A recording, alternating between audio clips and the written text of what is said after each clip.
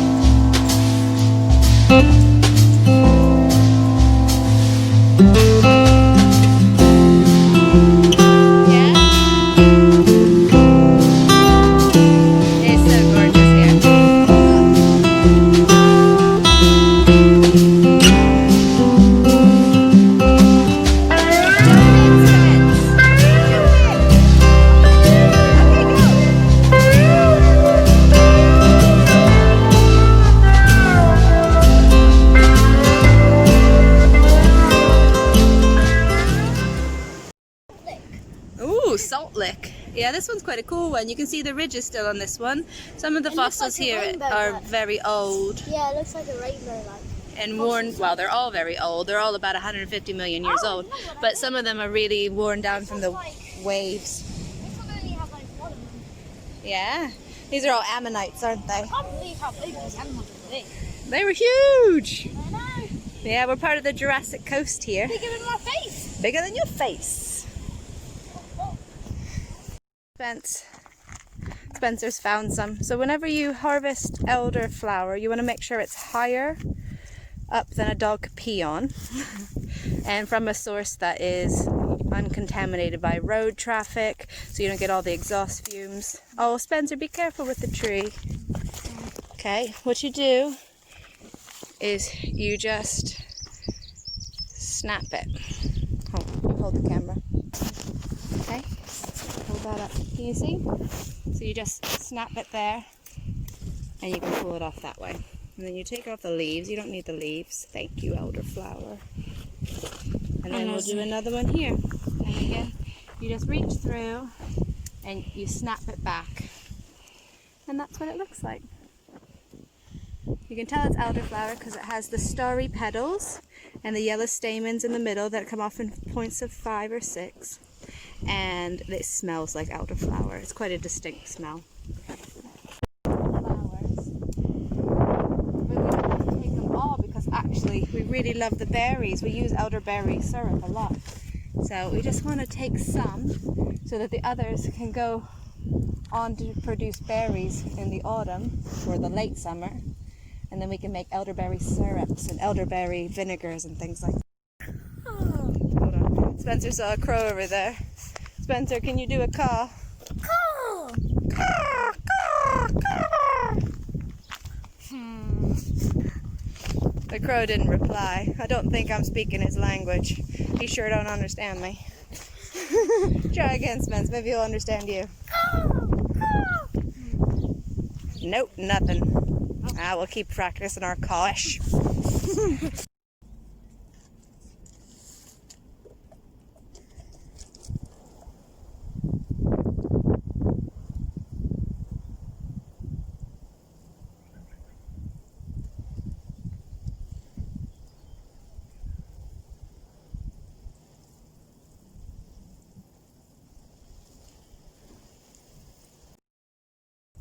You coming to pick strawberries? Cool. Oh, you're a strawberry fiend, my boy. That was an easy guess.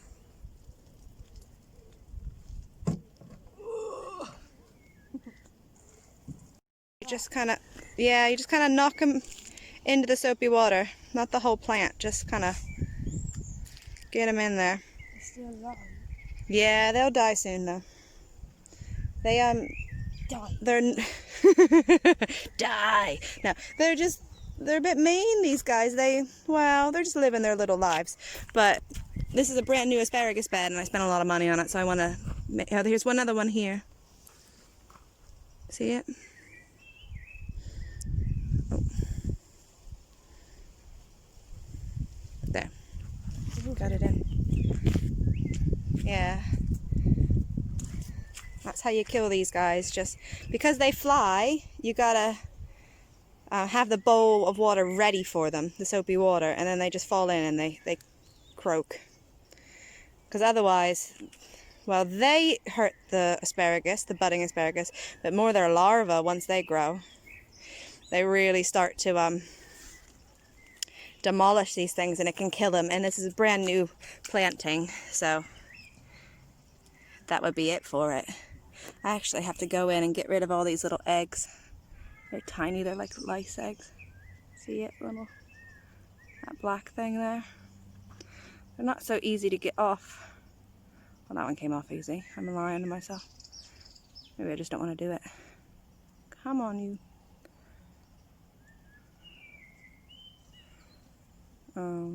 Well, that's why, because the asparagus is annoying. Huh?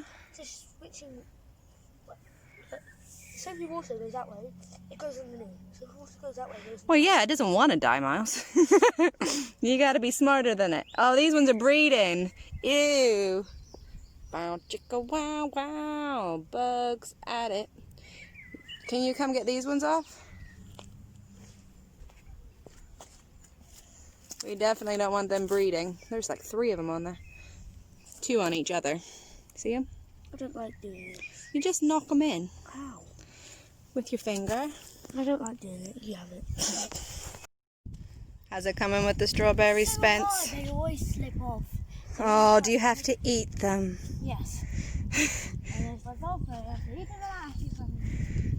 Spencer, you're either one of the best strawberry pickers in the world or one of the worst. You're the best because you find them all, but maybe the worst because then you tend to eat them all before we get home. But that's all right. You go ahead. How many did you find today? I think there's still more in there. I need to keep looking. Cool. Gonna get done soon. Trying to find all the perfect red strawberries. Did you get one? Yep. Nice. One out of this whole bunch. What's on your knee? Oh, Strawberry juice? Nice. come on. I think there's one under that leaf there. Look at this. It's hiding. You want to get that one? Fully ready. Fully red? Let me see it. Nice. Can you show the proper technique on how to get a top off of a very fresh strawberry? You either do this, well, That didn't work. So what's the proper technique? so, Push and twist. Can you show the push and twist? like how? Oh wait, here. Let me show. You ready? Yep. This only works on fresh strawberries. You push it in, the stem, twist, and it comes out. So you have a perfectly hulled strawberry. Or, I'll show you my way. Alright, go ahead. Show your way. Take the strawberry, Mm-hmm. put your mouth around it. Yeah. Oh, I guess that's easier. Only works with fresh strawberries though, not store-bought. You gotta pick them in a field. And they taste delicious. Yeah, man. It's time to go.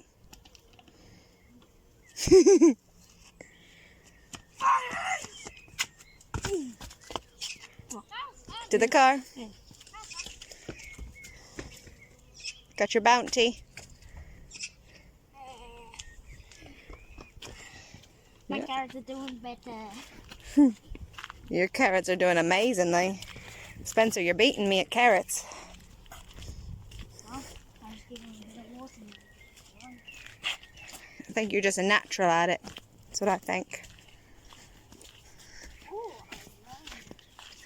From the best.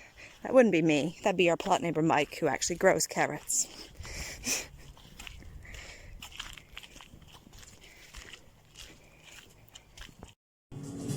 Hi, back in the kitchen with Spencer.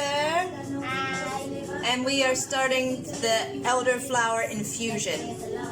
So what you do is you want to clean off the flowers, and you don't really have to do much, you're just getting the buggies off. You don't want too much of the pollen to go away. And the recipe I'm using is Hugh Fernley Whittenstall at River Cottage, his recipe, and it calls for 25 heads of elderflower, 3 lemon zest and an orange, but I don't have one. So we're doing 4 lemon zests, which Spencer has already started. And then it calls for 1.5 liters of water, which is a whole kettle full. So we've had that boiling. So all I'm doing, while Spencer grates, can you show him grating, Spence? Yeah. Yeah, he's grating lemon well. Just take it and you're gonna dip it in, just to get the buggies off. Give it a look over, make sure there's none in there, and then you put it in. And I keep losing count. I don't think it's an exact science. I'm not going to worry about it. What number were we on, Spence? Number 15. 15, okay. 16, 17, and I'm taking off some of the stem just because I think that would add a bit of bitterness. And you don't need so much stem. So just snapping off the extra bit of stem, putting it in the compost. We're just going to keep going. I got extras. Alright. So if I was on 17, 18, 19, 20,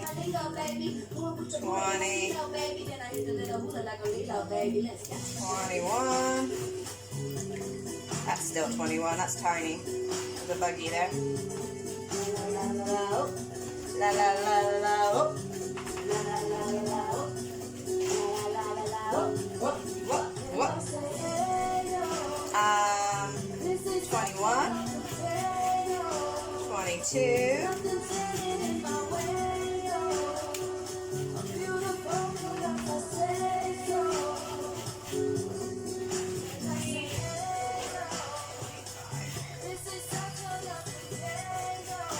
'All right.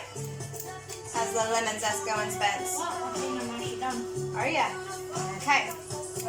So, if you've missed any bugs, I haven't looked hard. If you miss any, they'll float to the top. It's no big deal. You just take them out in the morning. It's a compliment that bugs want to eat your food. It means it's good. You have to worry about the food that doesn't have any bugs on it or any damage. What's on it that the bugs doesn't want to eat? That's what you gotta ask yourself. Alright, so we have all that there. Spence, you ready to put the lemon zest in? You can. Go ahead. You can do it.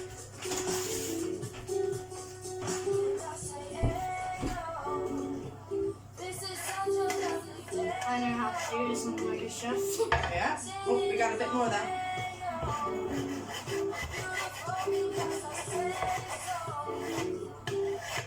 Good. And then just get the stuff off the grater itself. Why waste? Okay.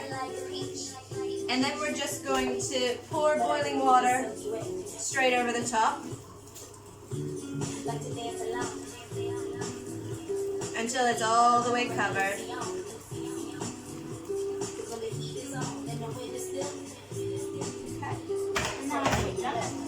And that's it. This is it until tomorrow. So I'm just going to press it down a bit so it's all underneath. So that's it, Spence. And then you just cover it with a towel and you leave it until tomorrow, where you'll strain out the flowers. Hi, it's the next day and the elderflower has been infusing overnight and it's looking very different than it did last night. So what I've done so far is I've started to prep everything. So I have a couple of swing top bottles, and first what I did was I used just a quarter of these Milton, the baby sterilizing tablets for bottles, just to kind of clean it because you can't really get down in there. And I just took one of the tablets and I quartered it, and I put one in each bottle and filled that with boiling water just so that it could start to clean on the inside. And then after about 15 minutes, I dumped that water out and I put it into the oven on a low temperature, about 140 Celsius. And just going to leave that in there until they're dry. So it'll probably take about 15-20 minutes, which will be fine because we'll be about done by that point. I also set up my strainer. So I have just a regular jug, which is nice and clean, and what do they call that? Where they pour boiling water. I poured boiling water on this strainer bag that I have, and I have it set up on a little kit.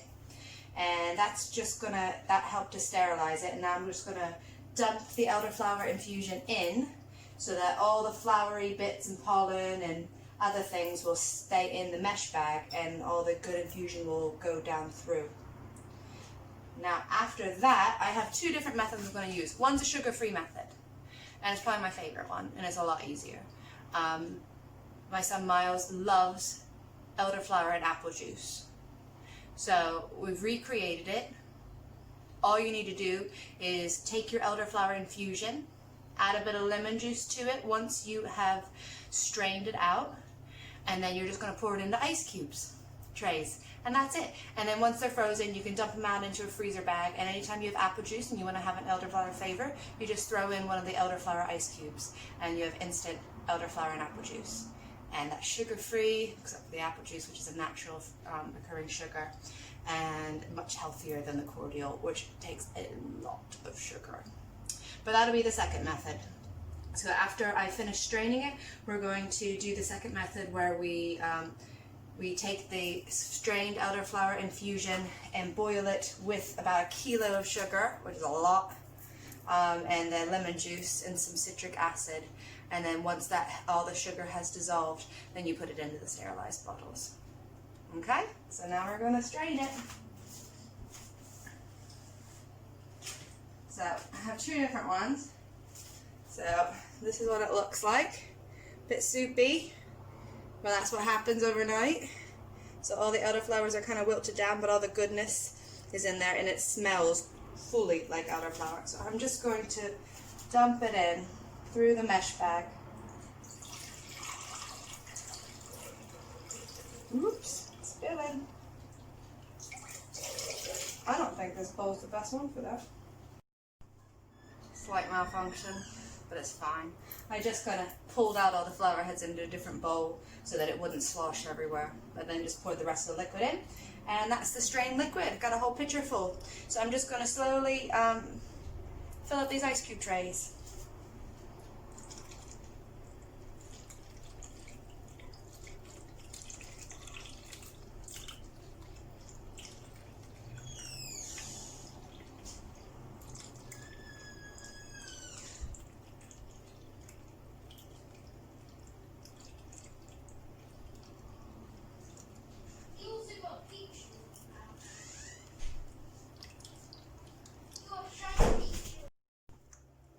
Okay, all of it's strained. This is the rest of the elderflower infusion. I'm just going to add it to the saucepan. And then I am going to pour in the lemon juice that I have strained earlier. 1 teaspoon of citric acid. I'm going to turn it on a good medium heat. Come on. It got all wet.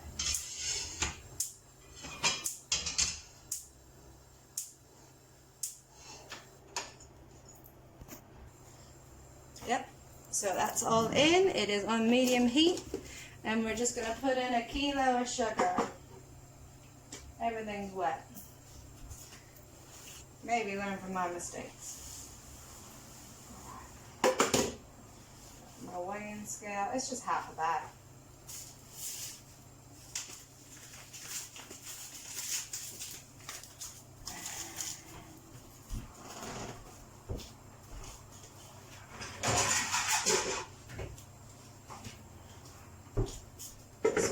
happens when I preserve. I use pretty much everything in my whole kitchen.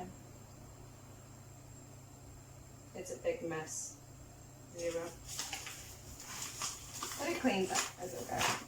I like doing it.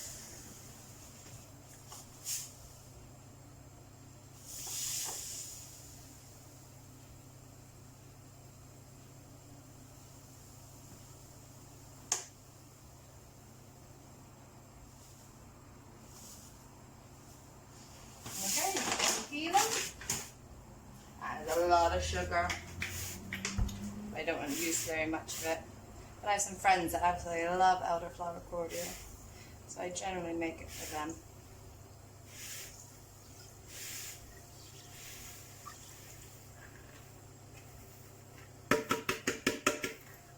Alright, add to the pile. A lot of stuff.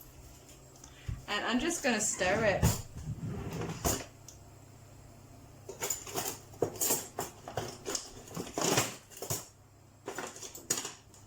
With a spoon. We're giving it a quick wash.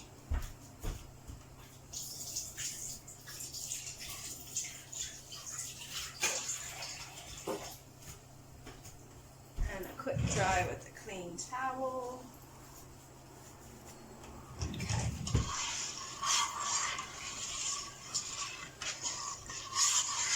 Okay, so we're just going to wait for the sugar to dissolve. Okay, it's all ready. The bottles are out. They are dry and sterilized. The sugar is dissolved. It's a nice fragrant color. I'm just going to, because I don't have a funnel, I'm just going to make do. I'm going to use the pitcher again. So I'm going to pour the mixture back into the pitcher, and then from there, pour it into the bottles. So maybe I'll start a little bit.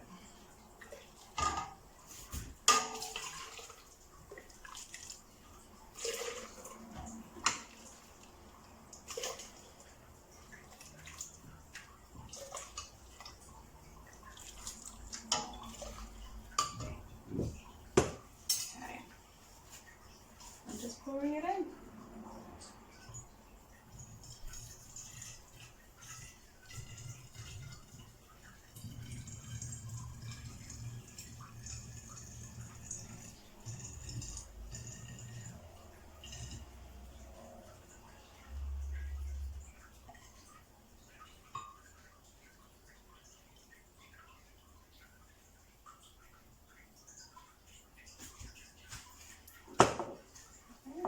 More.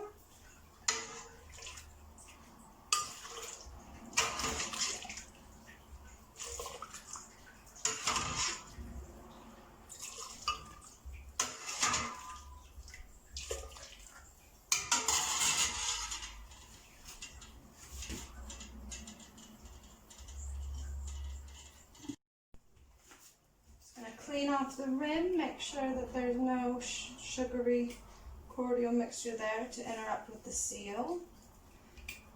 Just with a clean wet towel. And then I'm going to put the stopper on carefully because it's hot on both sides. And secure it down. And there you go. 2 bottles of cordial. Just going to clean them up a bit. And I think I have enough for another one. So thank you very much for coming. I hope you really enjoyed it. And I hope you have fun foraging.